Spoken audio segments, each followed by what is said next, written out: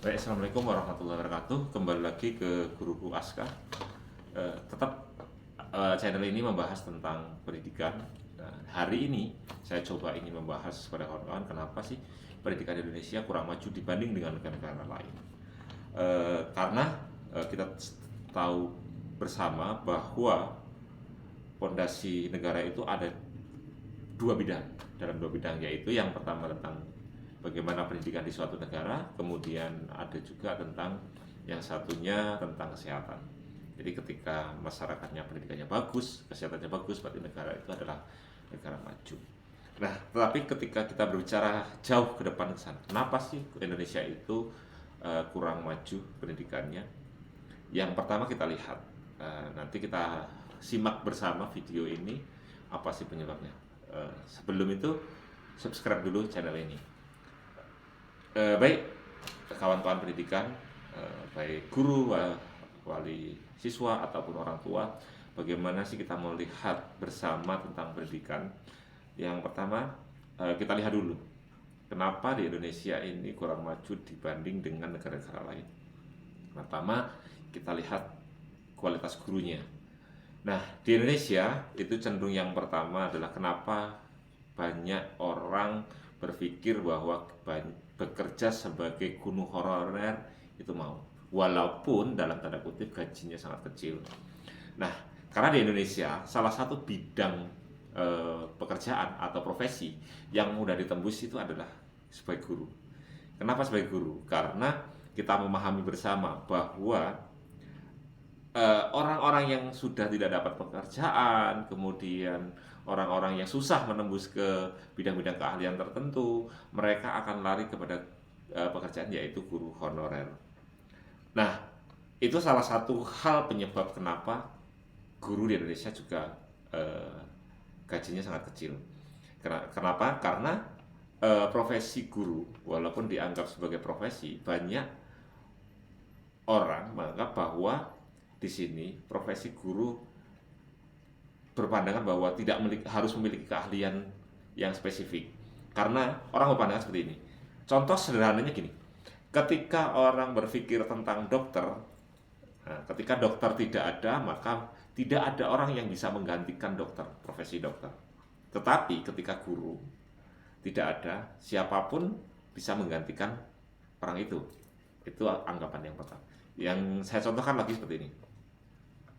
Ketika orang sebagai programmer komputer, ketika bikin program dan sebagainya, seorang programmer tidak ada, maka tidak dapat, orang selain programmer tidak akan bisa mengerjakan atau tidak bisa menggantikan. Nah, tetapi seorang guru itu ketika dia tidak hadir, beranggapan bahwa dapat digantikan, yang penting bisa memahami tentang mata pelajaran itu dan sebagainya. Walaupun tentunya ilmu keguruan itu banyak hal yang harus dipertimbangkan dalam menyampaikan mata pelajaran. Itu penyebabnya. Kemudian kita lihat lagi dari kenapa di Indonesia kompetensi guru di Indonesia lebih ke administrasi. Nah, kita lihat di Indonesia ini orang ketika menjadi guru banyak dituntut tentang administrasinya.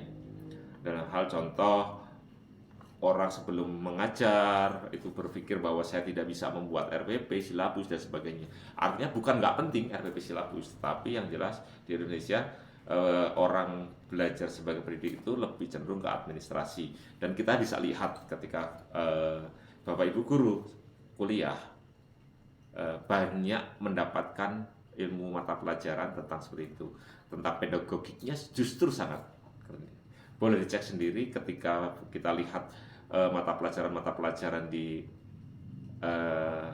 kuliah keguruan itu berapa persen pelajaran yang belajar tentang pedagogik. Itu yang perlu kita perhatikan bersama. Kemudian yang selanjutnya di sini coba kita lihat lagi, tidak dilihat dari kompetensi. Nah, sekarang gini, ukuran keberhasilan guru di Indonesia itu saya sendiri bingung sebagai seorang guru. Nah, kenapa seperti itu? Karena banyak dilihat ketika kompetensi atau keberhasilan seorang guru itu dapat dilihat ketika administrasinya baik. Itu contohnya. Eh, tapi tidak dilihat dari outputnya. Harusnya seorang guru yang baik itu dapat dilihat ketika dapat mendidik anak-anaknya berhasil. Contoh, anaknya menang atau ikut lomba penelitian atau lomba O2SN, OSN dan sebagainya, dan dapat membimbing itu berhasil, maka guru itu berhasil. Nah, contoh sederhana, eh, tadi yang saya ibaratkan dokter, itu dapat diukur dokter yang baik atau tidak ketika pasien itu datang dan sembuh atau tidak. Itu ukurannya. Kemudian seorang programmer berhasil nggak menciptakan perangkat lunak baru. Nah, atau membenahi perangkat lunak yang error, itu contohnya. Nah, guru tidak di Indonesia ini. Banyak orang yang atau guru-guru yang sudah membina anak-anaknya sampai tingkat nasional dan sebagainya belum dianggap sebagai guru yang baik atau yang punya kompetensi atau berprestasi gitu. Nah, itu artinya itu dialami. Bahkan kadang ya udah nggak ada apa-apanya ketika membimbing anak sampai di situ. Nah, sebenarnya coba nanti di kolom komentar coba Bapak Ibu kasih pemahaman seperti apa sih guru yang berprestasi atau yang harus mendapatkan apresiasi yang seperti apa. Karena pada dasarnya kalau saya pada diri saya sendiri, pendapat saya sendiri, bahwa ketika guru yang memang bisa membina anak-anaknya sampai ke olimpiade dan sebagainya, tingkat nasional, tingkat internasional, harusnya guru yang berprestasi seperti itu. Karena anak yang dapat lomba ke tingkat nasional, tingkat internasional, tentunya guru itu berhasil membimbing bakat minat anak tersebut. Itu.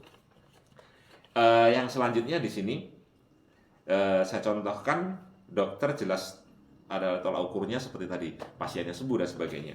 Kemudian yang selanjutnya seorang guru harus berpikir tentang zaman. Nah, sekarang zaman sudah berubah, maka guru yang baik adalah guru yang mampu beradaptasi. Nah, jadi kalau pendidikan kita ingin maju, kita harus mencari guru yang mampu beradaptasi dengan zamannya. Karena sudah banyak mata pelajaran yang tidak relevan dengan dunia sekarang. Artinya seperti itu. Nah, banyak contoh yang harus kita pelajari. Contoh ketika kita belajar tentang IPS, kemudian tentang peta dan sebagainya, banyak hal yang sudah tidak relevan. Nah, ketika berkembangnya zaman, berarti kita harus memajukan atau minimal kita membandingkan antara peta yang digambar, kemudian seperti apa penggunaannya pada GPS dan sebagainya. Jadi harus beradaptasi seperti itu. Kemudian tidak ada alasan lagi guru itu ketika sekarang berbicara tentang teknologi, guru tidak tahu lagi. Saya sudah tua, saya sudah umur saya sudah kelewat dan sebagainya untuk memahami teknologi.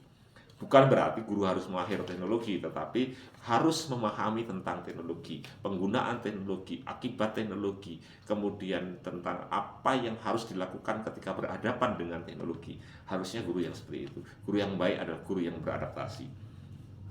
Kemudian yang selanjutnya ada guru yang inspiratif dan ada guru yang hanya atau yang biasanya orang ini dalam kata ekstrim itu jahat, yaitu banyak guru-guru yang memberikan inspiratif, artinya memberi inspirasi kepada siswa-siswanya. Karena guru yang baik adalah bagaimana guru itu mampu menginspirasi siswa. Kita mengajarkan buku satu bab satu pertemuan misalnya, itu tidak guru yang baik. Tetapi bagaimana kita mengajarkan apa yang ada di dalam mata pelajaran, tetapi gurunya adalah sumber inspirasinya, itu baru guru yang baik. Tetapi di sini dalam tanda kutip saya menyebut dengan ada beberapa para pengamat pendidikan dan sebagainya, ada beberapa di beberapa YouTube yang lain mengatakan bahwa ada juga guru yang jahat. Artinya jahat seperti apa? Yang penting menunaikan tugas, menerima gaji, menerima tunjangan dan sebagainya. Yang penting saya sudah menyampaikan apa yang harus disampaikan. Masalah murid tahu atau tidak tahu, terinspirasi atau tidak terinspirasi, itu tidak penting bagi saya. Yang penting saya sudah menyampaikan dan saya akan mendapatkan gaji. Itu. Pilih yang mana? Guru yang pertama adalah guru yang menginspirasi, menjadi inspiratif bagi siswa, atau hanya guru yang hanya sekedar menunaikan kewajibannya tanpa melihat hasilnya, kemudian hanya menerima gaji. saya bukan menyinggung bagi guru, tetapi itu ada. Karena saya juga sebagai guru, saya juga mengamati di berbagai pertemuan, di berbagai hal seperti itu. Kemudian yang selanjutnya, saya berbicara tentang pengaruh-pengaruh tentang pendidikan, kenapa susah maju atau sulit berkembang dan sebagainya. Ada orang yang artinya di sini dikatakan bahwa saya sering membaca artikel-artikel di sini ada orang yang bisa jadi pilot karena guru. Ya. Kemudian ada juga yang mohon maaf, ada juga di luaran sana ada orang yang misalnya mohon maaf jadi pengemis, kemudian jadi copet dan sebagainya juga karena guru. Kenapa seperti itu? Saya katakan seperti itu karena yang pertama, ketika guru itu menginspirasi dan tahu bakat minat anak, maka guru anak itu akan terinspirasi dan belajar sehingga dia akan mengembangkan dirinya, kemudian belajar, kemudian belajar lagi, kuliah dan selanjutnya menjadi pilot, dokter dan sebagainya. Tetapi ada juga anak-anak yang di sana karena awalnya ditakut-takuti oleh guru karena tidak mengerjakan PR dan sebagainya sehingga takut, sehingga putus sekolah, sehingga anak kehilangan masa depannya. Juga ada yang diakibatkan karena guru. Kita tidak bisa menutup hal itu. Dan saya menyadari ketika sebagai guru mungkin ada yang seperti itu. Nah, jadi kita harus berpikir tentang itu sebagai guru. Kita akan menjadikan anak yang seperti apa. Nah, itu contohnya. Kemudian yang selanjutnya kita bicara tentang seperti apa guru. Sekolah mengajarkan banyak orang yang berpikir, ada orang yang berasumsi bahwa sekolah mengajarkan anak menjadi bodoh, contoh gitu. Ada beberapa seperti itu. Bukan menjadi pintar karena anak dijauhkan dari kodratnya. Nah, ada beberapa orang yang mengatakan bahwa ketika anak sekolah itu justru dibodohkan, bahasa-bahasa itu. Dan kita sebagai guru selalu berbicara nggak mungkin karena anak sekolah itu akan menjadi pintar dan sebagainya. Nah, artinya dengan bahasa itu kita sebagai guru harus menelaah apa yang disebut kenapa banyak orang beranggapan ketika belajar atau di sekolah itu justru bodoh. Bukan berarti sekolah itu membodohi anak atau seperti apa, tetapi yang jelas, nah ada kesalahan-kesalahan yang harus kita lakukan, yang harus kita perbaiki bahwa ketika anak sekolah itu seharusnya kita cari kodratnya, dia memiliki bakat minat apa. Hal yang sederhana seperti ini. Saya mengutip beberapa orang ahli mengatakan begini, Messi bisa menjadi Messi yang sekarang, menjadi ahli pesepak bola. Ronaldo menjadi pesepak bola yang hebat di dunia sekarang. Belum tentu menjadi Messi yang sekarang, belum tentu menjadi Ronaldo yang sekarang ketika dia lahir di Indonesia. Kenapa saya katakan seperti itu? Karena ketika mungkin di Indonesia, ketika Ronaldo atau Messi itu berlatih sepak bola, kemudian untuk belajar susah, mungkin sudah dijewer sama ibunya suruh pulang untuk belajar matematika, belajar IPA, belajar bahasa Indonesia, belajar bahasa Inggris. Tidak boleh bermain bola seperti itu. Nah, akibatnya apa? Anak itu kehilangan bakatnya. Dan di sekolah, hal yang semacam itu juga terjadi. Anak yang memiliki bakat sepak bola hebat, dia harus masuk kelas setiap hari tanpa diberikan ruang atau waktu untuk sepak bola. Jadi, itu yang dikatakan, banyak orang mengatakan di sekolah itu pembodohan. Nah, bukan berarti sekolah itu hanya mengajarkan kebodohan, bukan. Tetapi hal semacam itu, saya contohkan seperti itu tadi. Messi tidak akan menjadi Messi yang sekarang mungkin kalau dilahirkan di Indonesia karena orang tuanya beranggapan anak pintar itu anak yang pintar matematika, itu masalahnya. Kemudian anak akan bekerja pada satu bidang saja. Nah, ini yang harus kita pelajari, harus kita maknai, dan kemudian kita sebagai guru harus pahami bahwa nantinya anak itu hanya bekerja dalam satu bidang saja. Di sekolah kita akan menuntut semuanya bisa, semuanya harus dikerjakan dan semuanya harus bagus. Padahal nantinya anak itu ketika sekolah dia akan bekerja dalam satu bidang saja. Itu. Nah, kenapa satu bidang saja? Contoh, ketika anak itu montir, maka akan bekerja dalam satu bidang saja, yaitu montir. Dia tidak bekerja dalam bidang-bidang yang lain. Nah, sekolah sudah mengajarkan semua harus bisa tanpa memetakan mana yang diperdalam dalam semuanya yang dipelajari itu. Nah, itu contoh seperti itu. Nah, ini dari pembahasan-pembahasan dari panjang tadi, nah artinya dapat kita lihat nantinya bahwa kenapa di Indonesia kurang maju pendidikannya dan kenapa gaji guru di Indonesia itu sangat kecil dibanding negara-negara lain karena kompetensinya enggak, ya tolak ukur kompetensinya tidak ada. Di Finlandia itu ukuran bahwa sebagai guru itu mulai dari TK sampai dengan perguruan tinggi dengan satu syarat yaitu harus S2.